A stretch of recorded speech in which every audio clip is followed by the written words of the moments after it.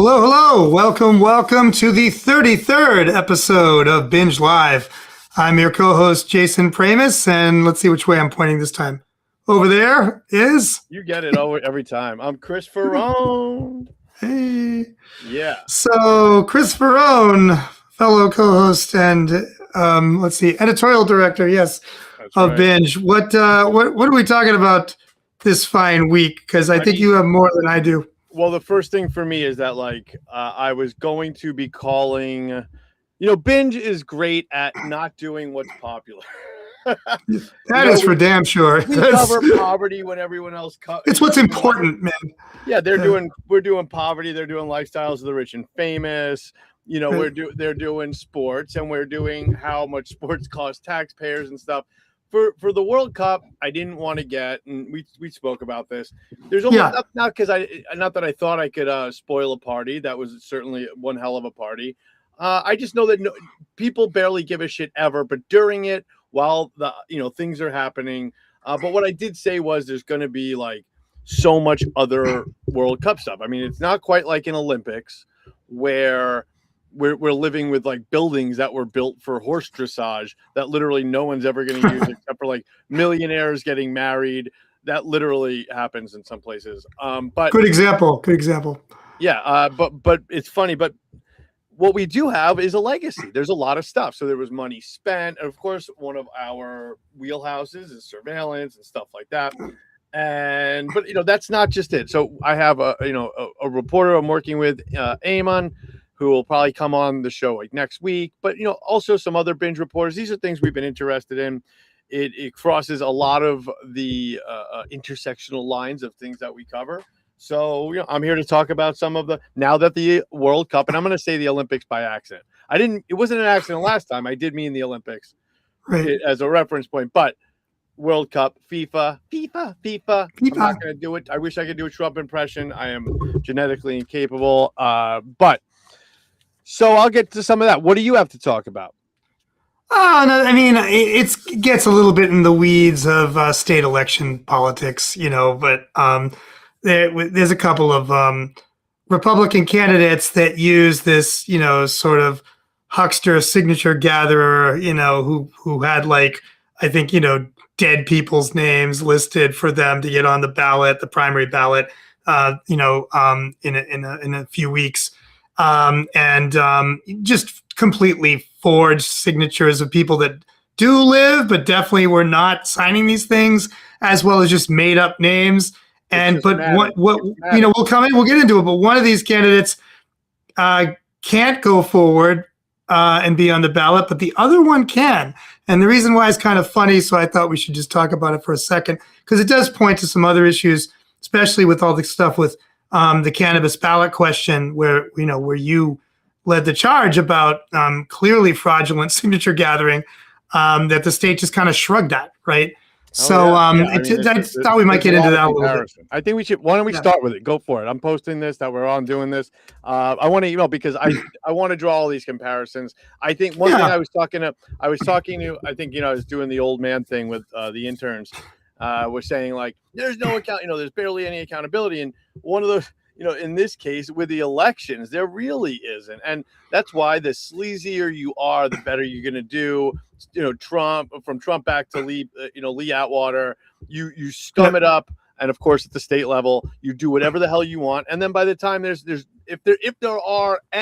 any accountability, it's you're already in office or the ballot proposal already passed. So tell us what is and this is kind of big news in Massachusetts, which probably means it was a slow news week.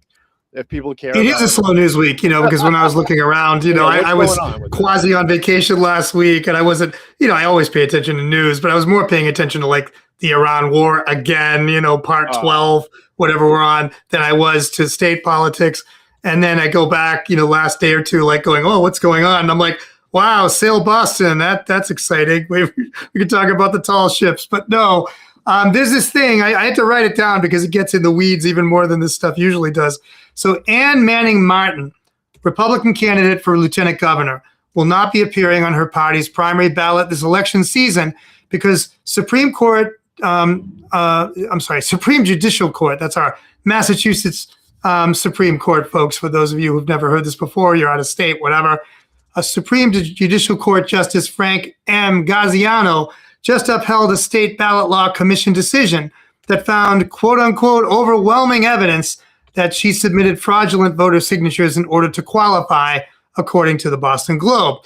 So the system works, it would seem, except that yesterday, the very same SJC justice found that the Republican Attorney General candidate, Michael Walsh, can appear on the primary ballot despite using the same shady signature gatherer, one Joe Bronsky, that Manning Martin also used. Why? Because a Democratic Party official named Adam Roof violated the letter of the law by submitting his complaint against both candidates by email and first-class mail instead of registered or certified mail, as the relevant state law stipulates. So why did Manning Martin get thrown off the ballot while Walsh did not? Because another Republican running for the same seat, Lieutenant Governor Sean Oliver, filed his complaint correctly by certified mail, meaning hot rethug on rethug action got the goods, I guess, Chris. I don't know. This is so stupid. First of all, I don't know. Did you clarify? Like the kid who we call the kid who like duped her, also a Republican, she just didn't have enough signatures. No, that was another candidate for like a legislative seat who's not the lieutenant governor candidate.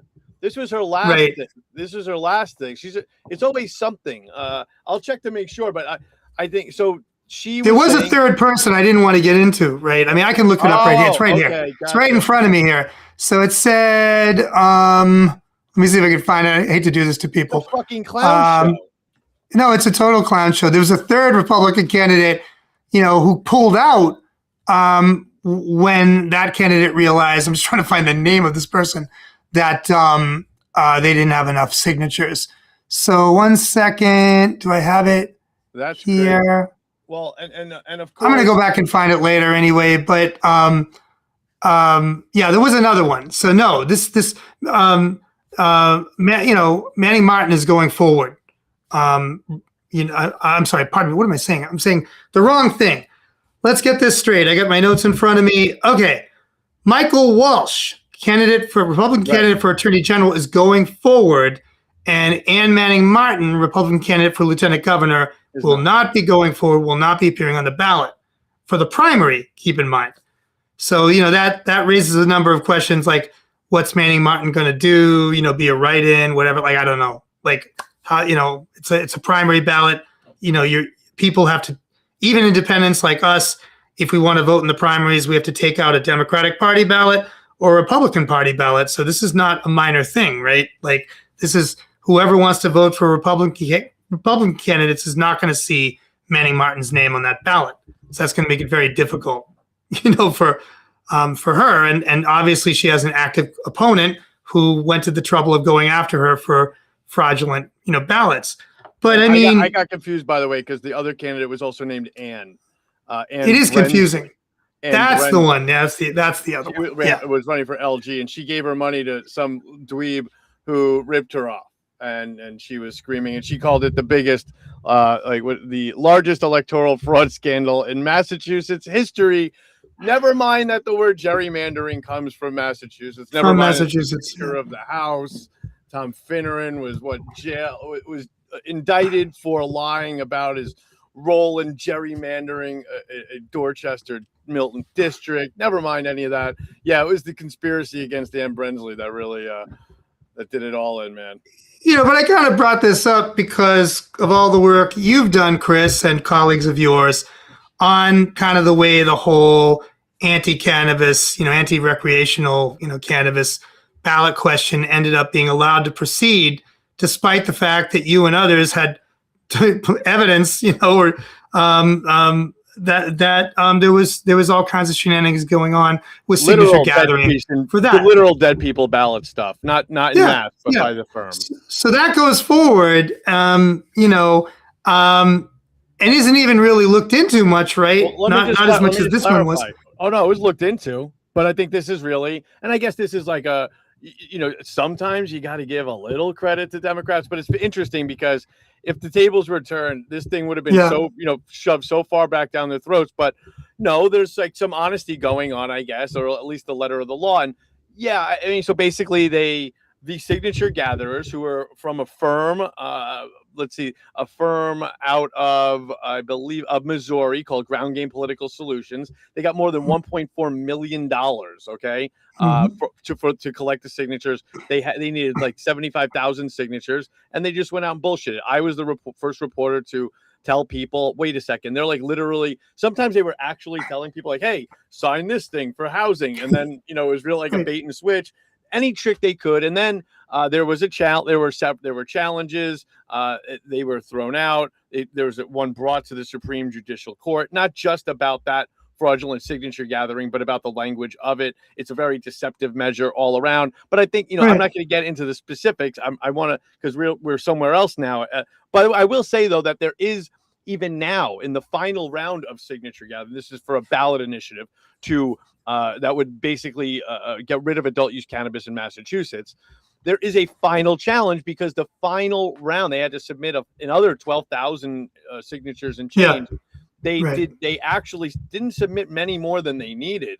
And because there were once again reported shenanigans across the state, videos this time, the official opposition campaign, not the unofficial one, yours truly, the official opposition campaign against the repeal in Massachusetts did file a challenge. So, it's even being reported as recently as today that, we certainly don't have the ballot numbers yet.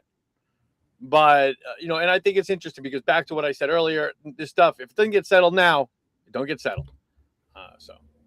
Yeah. I mean, so, all right, maybe that will end up being brought down too, but for specific reasons, right? Yeah, but look at what you just said. Look at this little technicality. That's what I'm saying. It's a minor thing. The Democrats themselves, this is probably, this is a Democrat on the SJC. They're like flipping out, and I think probably correctly, because, I mean, there's a lot of ancient state law like this, or, at least decades old, if not, over 100, where, can't they just say, by whatever sort of typical means of communication? Like, does it have to exactly be like do younger people even know what registered and certified mail are? Like, I don't even know how old this Adam Roof kid was, right? But it could very well have been a younger person, it just didn't, he saw mail and he's like, okay, I'll mail it and then I'll email it because of, that's still 20th century technology email. And they end up bringing it down on that. Whereas when there are more substantive things, I don't know. It seems like they will use constitutional reasons, which makes sense. That is their job. I mean, state constitution here, right? To say like, well, this, it's shady, but it's okay, right? It's good enough, whatever. But in this case, oh no, we got to. This justice actually stood on principle on the letter of the law. Like, it says this, you did that. Even though it's mail, we can't use it. We can't accept it. We're a nation of laws, Chris. I just thought it was weird. I don't know what else they are supposed to be, but at least in the case of the Supreme Judicial Court, which for those who don't know, that's the highest court in Massachusetts, watching them, this is like brilliant people, but it's really just watching a bunch of smart people outsmart each other. Pretty much. I don't know what else it's supposed to be.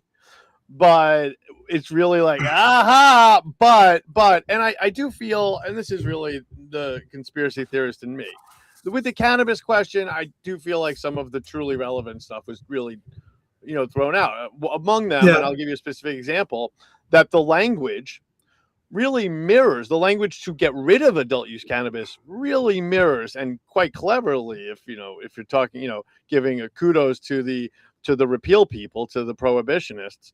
But it looks like the language we've been using to reform marijuana. I mean, it is, an act to, what is it? Modernize. I'm sorry. No, that was the recent thing. I'll get it in a second, but the whole thing is just duplicitous. In fact, polling has shown that when really just shown the language as it is, more people are willing to get rid of dispensaries and vote for this measure than when explained that it would actually shut down closed adult use dispensaries. But I sat there, I watched the arguments, and by the way, we had a really great discussion, I think a couple weeks ago on this show, about some of the other ballot initiatives and some of the technicalities that brought those down. And to their credit, I don't think anybody sitting here thinking any of this is politicized the way the Supreme Court certainly is right now. With, every decision there is like, it's like Fox News versus MSNBC. That's not the case here. In fact, you never know. One can help millionaire class, one can hurt it. They're not really concerned about that. Again, they seem to be kind of obsessed with like technicalities and fucking impressing each other. Well, it is interesting that both of these Republican candidates, the one that's going to be on the ballot and the one, Walsh, and the one that isn't, Manning Martin, applied for, campaign, public campaign funds, right? Which is an interesting topic in itself. And now I think Manning Martin can't go for them, at least not yet, right? And whereas Walsh can, and it's it'll be a not inconsiderable amount of money, Right. It's going to be at least tens of thousands, if not more than that, right? For candidates at that level. So, I mean, that's interesting too. It's all interesting because of how much the Republicans at the federal level certainly are constantly calling every single thing about the election system, about voting, about everything like into question at all times, despite, evidence to the contrary of almost everything they say. And then they get caught up in this kind of thing. And then also they're both tooling for public money when they're supposed to be the great, yeah, I know. I don't want to I don't want to knock them for it, because if you knock them for that, private funding people, I should say. Yeah. But if you knock them for that, then you're a hypocrite for knocking, say, Mike Minogue, the leading Republican gubernatorial candidate, for basically funding his own campaign, right? He's a multimillionaire businessman, so I'm just saying, like, I don't want to go too well, I mean, that's American direction. Politics, Chris. That's not, that's very much inside the pale to do that kind of thing, I'm right? well aware that it's a popular thing to do. It's all the kids are doing it. Whereas I'm just saying, Republicans tend to be anti-public everything, except obviously when it benefits them very directly, right? Yeah, like every contract ever. And I mean, there's plenty of Democrats that are similar, hypocrites in similar ways around the U.S. or whatever. In this state, I mean, I don't think either party's particularly bad when it comes to that kind of stuff, but compared to elsewhere in the country, but it's still, it's something I noticed with this particular fight. All right, so moving along to World Cup stuff. What you got? World Cup, baby. Yeah. So, again, I didn't want to be a party pooper. I didn't, as discussed on this show previously, I did have some fun with the Scots. I did not miss the once in a lifetime opportunity to party with 100 Scottish people, and just because I was hanging out at Biddy Early's, my regular bar, and people from other countries. I got to watch the first Iran game there. That was New Zealand. There's some New Zealanders. So anyway, but as promised in columns on this show, there are issues. There's just follow up. I was going to say, right, we were going to go with Shadow of the World Cup, right? Ooh. But even though I have, we had an image done and some ideas for that, it doesn't make sense. So I think Wake of the World Cup, plus it's got that alliteration, right? Wake of the World Cup. That's what we're going to go with. And at BINJ, thanks to Jason, we have 150 interns a year. Actually, it's barely an exaggeration. We have a lot. Yeah, 90 or more at least. Yeah, or 80 to 90, whatever it is.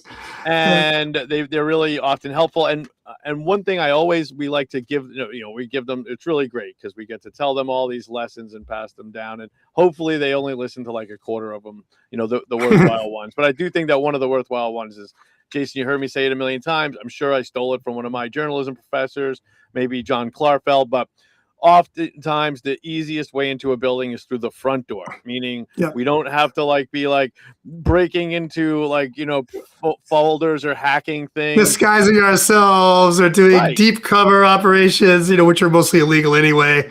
Exactly. And you can be totally ethical, and sometimes it's not as impressive, right? For the reader, you got to kind of put a little mustard on it. But especially in a a state, a neoliberal state, kind of like everything Jason and I are talking about. They wear things that are terrible on their sleeve, like their relationship. Like, who's that? I always get Altman from OpenAI. Yeah. Right. Sam like, Altman, our governor, not exactly a guy, some pretty awful revelations about this guy. Governor Healy just does a press conference with the guy and makes an appearance. Years ago when Bank of America was literally had evicted hundreds of Boston residents with forged signatures on documentation. Mayor Marty Walsh, he appeared with the Boston CEO of Bank of America at a public event. That these kind of things don't matter. And on a even more subtle or point, this is a press release from the state. Just when I thought we were going to have to compile all of this stuff, Governor Healy, and this is dated July 13th, 2026. Governor Healy celebrates successful World Cup operations across Massachusetts. Hey, and this is it was like 10 pages long when printed out. And I'm certainly not going to go through this whole thing. Goes without saying, it's a press release from the state. And your taxpayer dollars funded this. That doesn't mean it's necessarily in your interest. It is public relations. It is a flack, what we call them in this industry, basically telling you all the positives, very few negatives, if any, in here. By the numbers, for example, the big general stuff: 447,283 fans attended FIFA World Cup matches in Massachusetts, and it goes on. More than 30 communities hosted watch parties. That's going to come back, so put a pin in that one. 160,000 attendees from 108 countries visited the FIFA Fan Festival. The one, I think that was the one in Boston. So this was big, and I'm going to go down, and then it's separated into categories. One is transportation, and that one's all about how great the train runs when people are here from 100 million other countries, but not when it just needs to get your ass to work. Downtown Boston back to Dorchester, not so great. But some of the numbers, this is the kind of stuff we're going to be looking into. So I'll just, anybody, you can access this, but I'll help you out. I, of course, was most interested in the public safety part, because this is when some shit comes up, man. Like, for example, Jason, you ready? Mm-hmm. They deployed more than, and by the way, this is like open newsroom as we're calling it. So I'm going to straight up, here's some. Yeah, if that wasn't already obvious. Sorry. Yeah, well, basically, hey, reporters out there, look this stuff up. Beat me on it. I dare you. I'm on it. They deployed more than 4,000 Massachusetts State Police staff assignments. Like, we're supposed to be like, yeah, good job. And I got to say, obviously, to public safety and everyone, obviously, there's no big, nothing. I'm not saying that there was not something horrible potentially thwarted. I am saying that there is a lot to contend with here. We're here to check up. Did they fulfill these promises? Did they really do this shit? Also, what are some of these apparatuses they're talking about? So, for example, they say they claim to have coordinated 663 law enforcement missions through the State Police Operations Center. Okay, well, guess what? We're going to be requesting a list of all three. We'll hopefully get it as a spreadsheet. What were those enforcement missions for? What happened on them? Give us something. Break out the drunken grandma calls, Chris. I want to see how many of those there were. Here's an interesting one. They protected tournament airspace. They detected 70 unauthorized drones. They seized 33 drones and mitigated 6 drone incursions. Now, Jason, what questions does that beg? Oh, gosh, there are many questions. Well, why don't you tell me? If they detected 70 unauthorized drones and they seized 33, what happened to the other 37? Ooh, they got away. UFOs, baby. Yeah, well, that too. They're UFOs. But we'll call the History Channel. They'll let us know. There's something, they mentioned something called the State Police Air Wing we're going to look into. They say they maintain rapid tactical response capabilities through 145 TACOPS activations, TACOPS, all caps. Yeah. Google TACOPS, people. Google TACOPS. There's literally tactical a picture operation training, and it's like 2 bald guys. They look like Bruce Willis in his prime, and they're like, one's holding a gun to the other guy's head. It's like the most. So that's where your money's going. Anyway, it goes on, and we're going to just be looking into this stuff. They activated a new safety unified. Oh, this is a good one. Ready for this? All right, folks. I'm ready. Brace yourselves.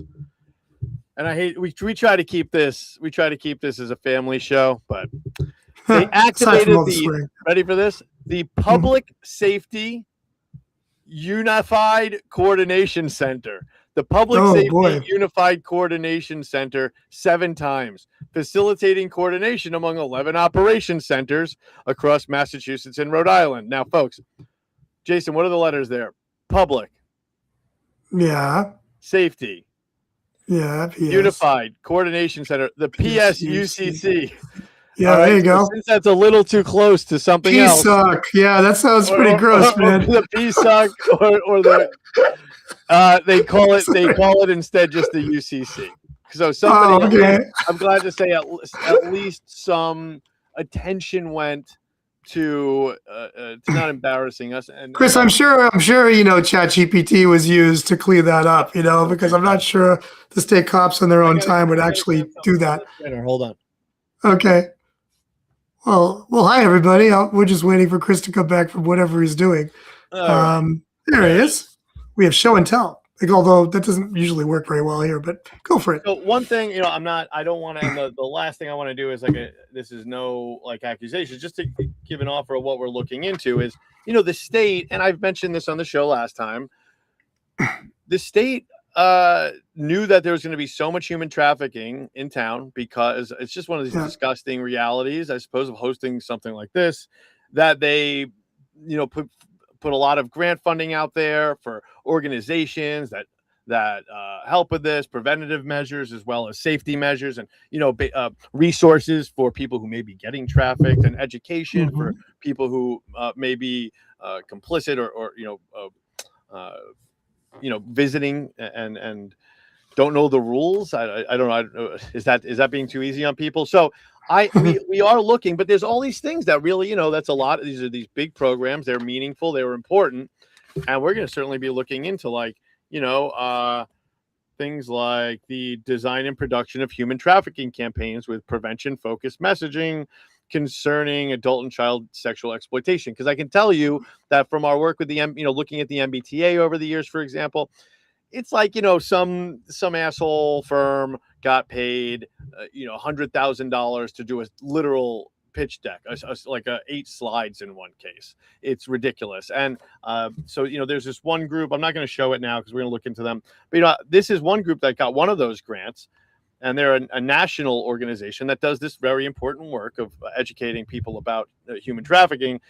But I'm looking at the ad that they distributed to Massachusetts public safety agencies to post on social media. And it is at the bottom of the ad are sponsorships by Uber and Airbnb.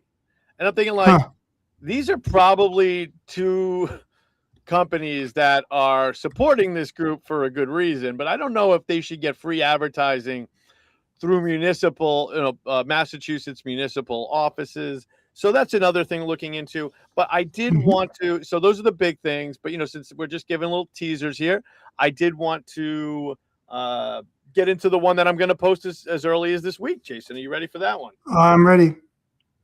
Okay, so basically Massachusetts also knew and did incredible planning for this from the state level down, more than a year planning for the World Cup to come to Massachusetts. And they did this one round of funding through the Office of Travel and Tourism. And that's one thing we've been looking into. And this is one that hold on a second. So here it is. All right. So the first round of funding was about $10 million. And I have the breakdown here of who it all went to. Hold on. I was just showing for travel and tourism. Travel and tourism. And this was for those who know, the fan festivals.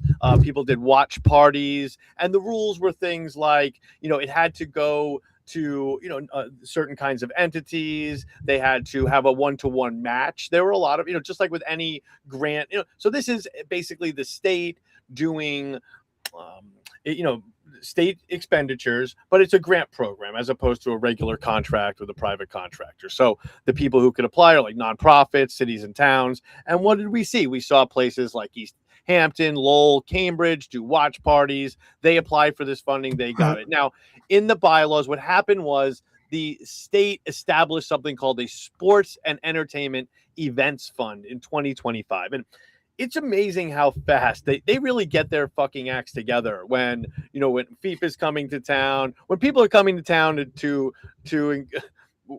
for human trafficking purposes. The state house really gets its act together and puts money together in a real pinch. So what they did was they put together this thing, they established this, and right away they put $10 million into it. So imagine this is like a thing that it can be used for other giant things like the World Cup or like whatever. If the Super Bowl were to come to town, they could activate it. But of course, it was put into place to initially work for the FIFA World Cup in 2026 across Massachusetts. So according to the bylaws, according to the rules, the law, actually, because they passed it, this is, sanctioned by the state legislature. It says no more than 50%. No more than 50% of funds are to be awarded to one entity. Actually, I want to make sure I get that exactly right. Give me 1 second. So the exact wording is, and that it's because, and that's really that's a critical part of this. My bad. Because hold on, here it is.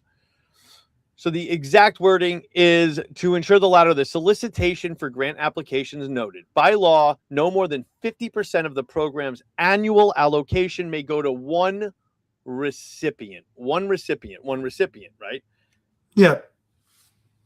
At the same time, they also promised, quote unquote, geographic diversity in handing out this funding. In other words, let's get it out across the state. Especially, we're talking about like soccer here, right? This is like ethnic enclaves, right? There's a lot of enclaves around the state, because it's cheaper than here. Ultimately applied and got some funding: Brockton, Chelsea, Worcester, Franklin, Marlborough, and Metro West, East Hampton, Lowell, Cambridge, Weymouth, Lexington, Burlington, Everett, and Greenfield. Obviously, this was written, to prevent Boston from getting everything, or Foxborough, right? And to make sure, and of course, what happens in the law, what happens in government is that people just dodge it. They just figure it out anyway, right? So in this case, the funding went to mostly Boston. Surprise, surprise, surprise! Okay. But not just to the city of Boston, right? You got to look at the way it actually breaks down. So what they did was this. Very clever stuff. In round one, the program awarded exactly the $10 million initially funded by the act. All right. The top recipient was the nonprofit Meet Boston, which got I remember them. 600,000. Okay. That's the former Boston Convention people. They renamed themselves. We discussed this before. Are established to do stuff like this. Okay. Yeah. Basically the tourism office. Yeah, there's also a group called Boston Soccer 2026. That's a second group, okay? And then there is a group, and then there's the city of Boston itself, okay? Yeah. So that's geographic equity. I'm sorry, geographic equity was listed as a priority. Did it actually happen? Not so much. So when you look at the first round, the first $10 million, Boston got all of those entities together. And if you add in, got $4.7 million.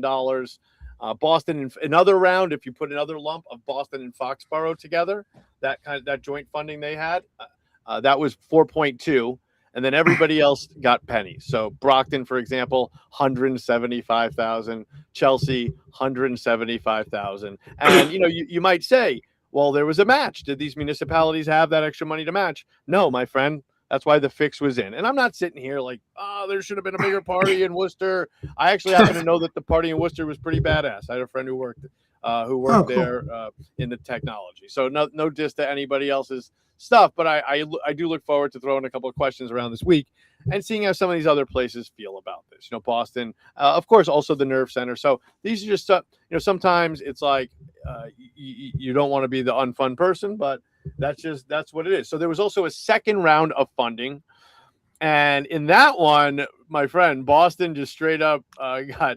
68.3%. Everybody else split, so it was $1.2 million. So out of that whole second round was 1.2 plus about 557,000 split up between everybody else, and just hilarious. So overall, Boston and Foxborough area, including like the adjacent towns like Cambridge and the one right next, right, got 89.7% of it. So much for geographic equity. So for out-of-towners, that's the biggest city in the state, and then the location of the big stadium where World Cup games are happening, right? Yeah, or you might call it the fake Boston, because it was called Boston Stadium. It was almost like which is not its name, right? I don't think. No, it's not Gillette Stadium. But FIFA doesn't allow for FIFA, which is so on the that's really funny. doesn't allow for corporate sponsorship. So of course not. They never do that. Yeah. Who needs it, right? Yeah. So I mean, overall, we're going to be looking at this stuff. This will be a shorty but it's just something to show. And again, at Binge, we maybe have we're more like KFC, and I mean that in the good way, where we're more Binge than the Boston Institute. We're a statewide operation. We certainly collaborate statewide. I'm going to send this around to some of our friends in Worcester. In fact, that's what I'm going to do right after this. Great. Because these are the kind of thing where, I mean, it's not the biggest story, but it is something that, it's passed. In fact, I could have reported the story a couple weeks ago when that second round of funding went out, but I missed it. And guess what? So did everybody else, because no one gives a fucking shit. I mean, for people who aren't journalists, this is kind of how the best stories often get going, both for the thing that I said earlier that I was looking at and what Chris is looking at somewhat more deeply now with the help of one of our awesome interns. You're always watching, you're always looking around for stuff in areas that you cover or adjacent to them at least. And, you start to get to understand something and you start to look at it more deeply. And at a certain point you find yourself discovering things asking questions no one else has asked. And then that leads to write-ups on our part. And if they're good, and if it's an important enough issue or excites enough people, then, the story has legs, as they say, and you start to see it get discussed out in society. Right. And that's what we want. That's, it's also, and, and then one in a million times there is, you're going through those documents and there's just something like, wait a second. And also, you also never know. I mean, there are certain things here that, if money for human trafficking prevention, forget about misspent. If it just like didn't get spent, or if we're like, $80,000 went to a PowerPoint presentation, that's powerful stuff. And you know what?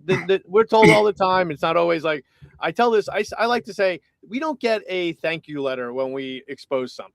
When a federal prosecutor picks up the scent from a trail that we laid out with tedious detail over the course of months or even years, they do not, sometimes we'll speak with them, or there will be an interaction, but there's certainly no like, thank you so much. We wouldn't have known shit if not for you. And guess what? We have subpoena power. We're going to blow it out of the water. But boom. That's why I am never shy about saying that the former head of the State Police Association of Massachusetts is doing time right now because of work, in part because of work that BINJ did. It's just no doubt about it. We exposed the taser contract impropriety, and I, of course, don't have time to get into the whole thing now. But look it up, Dana Pullman, and so I think that that's why we do this. And the Olympic stuff, I feel. This is I welcome anybody else doing some of this. I'm sure, I've no doubt that, even the Globe, the outlet, I'm not a huge fan of,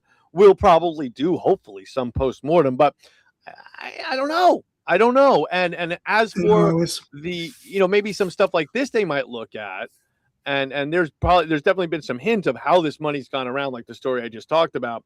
But when it comes to things like surveillance, which I certainly view critically, and I know many members of the American public are, when there's Flock Safety Week coming up, for crying out loud. Yeah, that's a literal thing. We'll be participating in that. And by the way, Flock Safety Week is I got DFlock. Let's see, is coming up on. Please tell me they have August 16th to 22nd. So let's make sure we that. Why don't we book that? We'll book some. Why don't we book someone from that to come on this show for that? I'm gonna put a note. Yeah, there's even journalism angles starting to happen with Flock, because some show like this or whatever, I think out in California, got like a cease and desist letter from Flock. Okay, well, hold on. Who do you is it someone we know? This is something I was reading in the mainstream press, so it's out there, right? Well, some of the advocates are claiming that's bullshit. So maybe not that the original one is. That's something we should talk to them about. I'm going to find this guy from D-Flock or one of them, because I thought that was interesting. It's kind of like, maybe it's not the original journalist. What it is like influencers who then are jumping on and listen, I got to say, I'm not here to diss them. I give them props all the time. Well, I'm just saying, if the company's going after people for free speech, then we are concerned. Oh no, totally. I'm just saying, let's be careful of not falling for everybody who says that they were sent, because what I'm hearing, no, is that people are like, like kind of like, oh yeah, the principal brought me. So I got sent to the principal's office too. I want to be too. Yeah. So I am gonna look for book a D-Flock guest. I am definitely on that shit for sure. And I'll put a post up Cool. And that'll be binge D-Flock week. Sweet. But yeah, man, this sounds good. I'm gonna, and I owe the listeners some clips from Matt. I'll get to that. Yes, I didn't want to bug you, right? Yeah. You can listen. I can't even remember what point of the process I got to with it, but I'm working on it. We have some shorts, coming out. That's basically what we're doing here. We're recording material that we then chop up into shorter pieces, and people do see those. This show is getting, more viewers, but I don't think we've cracked 100 with any show yet. So we, for the entire show, for this long form thing. So if we do, that'll be a little milestone, and then we'll move on, to more, we hope. So to more of an audience for this particular long form show. So, all right. Well, thanks, Chris. And we'll be back next week. And we may or may not be interviewing an intern or somebody else, or just having another open newsroom like this. So we'll talk to you all soon, and have a great week.